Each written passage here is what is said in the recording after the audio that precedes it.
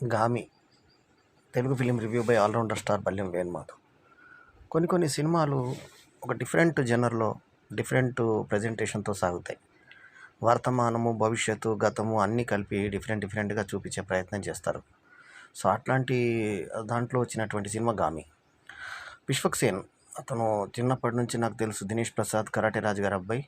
So, ఆయన ఒక డైరెక్టర్‌గా వచ్చి 'ఫలక్నామా దాస్' సినిమాతో పేరు తెచ్చుకొని, ఆ తర్వాత 'ఎఫ్ఐఆర్' అనే సినిమా ద్వారా కొంచెం పేరు మంచిగా తెచ్చుకొని, ఆ తర్వాత ఒక చిన్న స్థాయి నటుల్లో కూడా పెద్ద నటుడిగా ఎదిగాడు. ఆ తర్వాత సొంతంగా సినిమా కూడా తీశారు మొన్న రీసెంట్‌గా.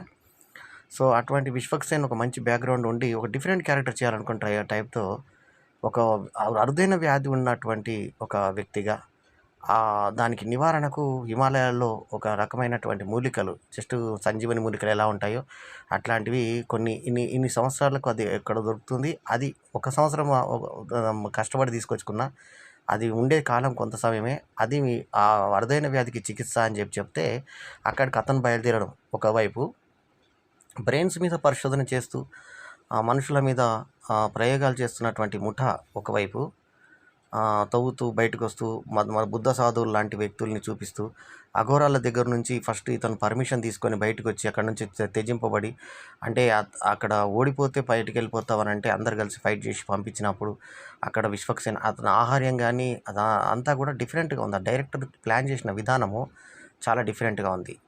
తర్వాత ఒక దేవకన్యను చూపిస్తారు. దేవకన్య అంటే మనకి దేవదాసి.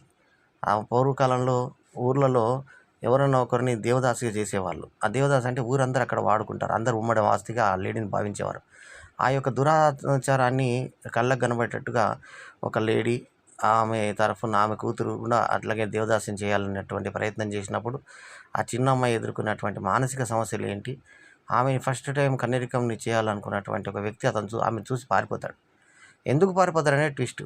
అసలు ఆమె అమ్మాయే కాదు అబ్బాయి అన్నది ఆ తర్వాత మనకి ఎటువంటి ఊహించలేనటువంటి ట్విస్ట్.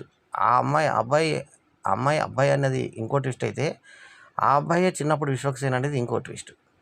సో, అట్లా ఒక డిఫరెంట్ ప్రెజెంటేషన్‌తో ఒక స్లాంగ్‌తో ఒక హీరోయిన్ ఇటు నుంచి ప్రయాణం చేస్తుంది. ఇతను ఆడవాళ్ళని ముట్టుకోడు. అది కింద పడిపోతుంటే ముట్టుకుంటే షాక్ తగులుతుంది. అతనికున్న అరుదైన వ్యాధి వల్ల ఎవరినైనా మనుషుల్ని ముట్టుకుంటే ఇదవుతుంది. సో, అంతకుముందు మనుషుల్ని ఎట్లా ప్రయోగం చేస్తారంటే, ఒక ఆడదాని నగ్నదేహాన్ని చూపించి అతన్ని అంగానికి అక్కడ ఒక కరెంట్ లాగా పెట్టి అతనికి ఏమైనా ఎఫెక్ట్స్ వస్తాయా అనేటువంటి పరిశోధన చూపించడము, అదొక లేడీ సైంటిస్ట్ చేయడము, ఇవన్నీ కూడా డిఫరెంట్ పందాల్లో సాగి చివరికి ఇవన్నీ క్లబ్ చేస్తూ కథను ఒక దగ్గరగా తీసుకొస్తాడు. అంటే ఎన్నో అంశాల నుంచి, ఎన్నో మార్గాల నుంచి తీసుకెళ్ళినా కూడా కథను ఒక లైన్‌లోకి తీసుకొచ్చి పూసగుచ్చినట్టుగా కథ అర్థమయ్యేటట్టు చెప్తాడు 'గామి' దర్శకుడు. సో, ఓవరాల్ ఒక డిఫరెంట్ సినిమాని డిఫరెంట్ జనర్‌లో చూసినటువంటి ఫీలింగ్ కలుగజేస్తుంది 'గామి'. ఈ సినిమా మరి అవార్డ్స్ టైప్ ఆఫ్ సినిమా వాళ్ళకి ఎక్కుతుంది. జనాలకి ఎక్కుతుందా లేదా అంటే అది వాళ్ళ టేస్ట్‌ని బట్టి ఆధారపడుతుంది. విశ్వక్సేన్ కెరీర్‌లోనే ఒక మంచి పాత్రను పోషించాడు.